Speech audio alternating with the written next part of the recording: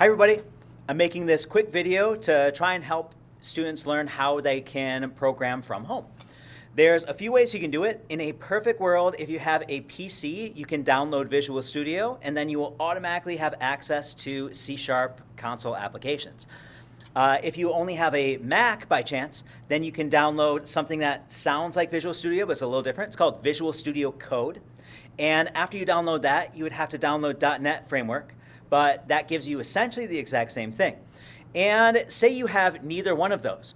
Well, if you have a Chromebook, you still have an option. You've got a few, but one of the best ones that I found is a program called Replit. And that is online. It's not quite as good as Visual Studio Code, but it still gives you a lot of the same stuff. And I'm going to show you how to work from there. The example I decided I'll show you guys is transferring our passport generator code into Replit. Now, from the class, we created our code in Visual Studio. And if I want to keep working on it, debug it, do anything from home, and I don't have a regular PC, all I have is my Chromebook, to put this into Replit, what I'm going to do is I'm going to copy the entire text. So I just press Control-A to select all, Control-C to copy, and then I'm going to go into a Google Doc. I named it Visual Studio Passport Generator Code, and Control-V for paste to paste my entire code. Now I have access across a whole bunch of machines because, of course, Google Docs are cloud-based. Next, I'm going to go into Replit.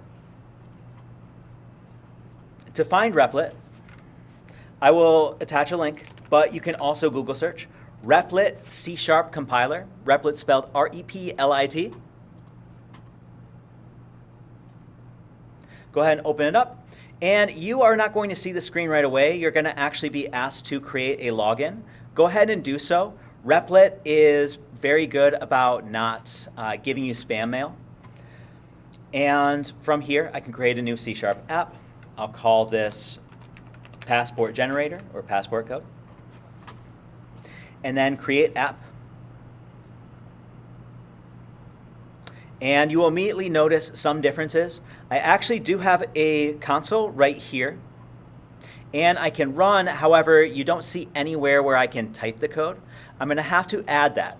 So in order to do so, you're going to click on this plus button right here. And you're going to click Files, main.cs. And that is going to create my main C# folder. And from here, you'll notice some big differences between this and what we're learning in Visual Studio. In Visual Studio, you do not see any of that public static main element. However, do believe me that it is there. Just to streamline the whole process, I've ignored it. However, that is an important element. So what I'm going to have to do to get everything in Replit, I did have it saved onto my Google Doc. So I'm going to just copy and paste everything that I have here into Replit. To do so, I need to Control-A, Control-C. And all of my code needs to be right here inside of these brackets. If it helps, just kind of think of this area as my magic book, and anything I need to create magic needs to be inside of that book. If I delete this, then nothing's going to work. But I'm just going to press Control-V, and there is my entire code.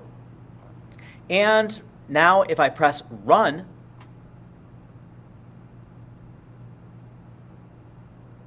you should notice everything running like normal.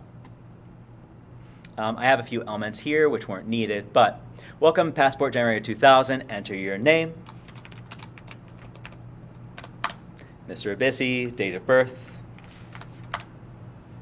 address, Easy Street, height, I'm obviously 5'11". Okay, fine, I'm 5'7". Okay, fine, I'm 5'6". Weight, 160. Eye color is brown. Nationality, say USA. And here's my passport, everything printed out, just like it did inside of our classroom code. Some other things I want to show you while I'm here with Replit.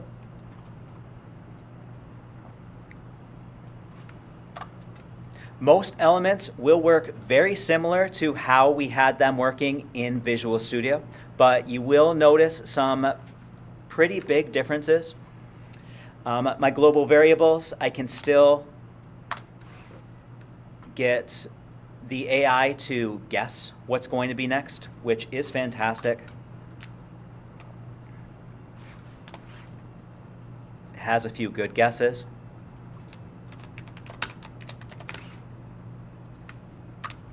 And yeah, if I wanted to console write line, again, it does guess everything for me. It does a pretty decent job of debugging, so it will show me if there is any sort of error.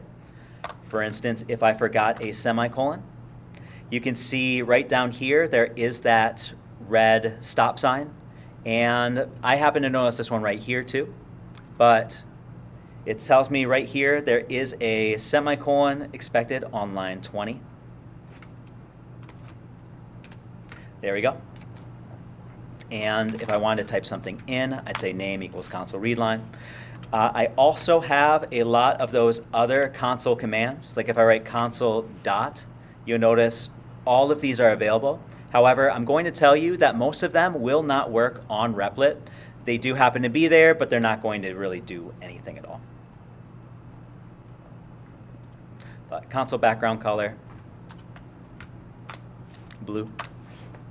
This one actually might work. Same thing with console foreground color, but I'm not going to guarantee it. And how about I just do a final console.writeLine. Hello.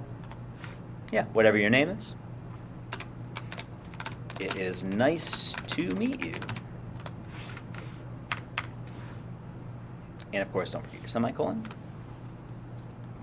And this code should run just like normal. If I just click run, I should see what is your name, and it gives me the opportunity to type in my name. My name is John Cena. Hello, John Cena. Is nice to meet you. Well, that is it. I hope you found this informative. If you have any questions, of course, please feel free to ask. But this is a quick and simple way to work on your code from home. I know it's not ideal, but it is a definitely good option if you need that additional time. Thanks, everyone. Have a great day. And don't forget to like and subscribe.